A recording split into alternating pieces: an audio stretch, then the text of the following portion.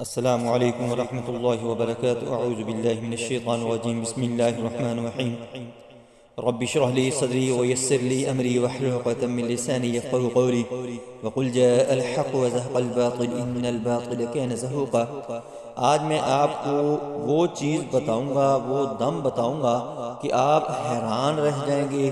جن لوگوں کے کمزور جسم ہیں، بہت ناتواں ہیں، لوگ ان کا مذاق اڑاتے ہیں، ان کی شادیاں نہیں ہوتی اسی کمزور جسم کی وجہ سے، یا ان کی شادیاں ہو چکے ہیں، بچے ہو چکے ہیں، کمزور نحیف بدن رکھتے ہیں، لوگ ان کا مذاق اڑاتے ہیں، رشتہ دار مذاق اڑاتے ہیں، یہاں تک کہ ان کا گھر اجڑ جاتا ہے اسی کی وجہ سے۔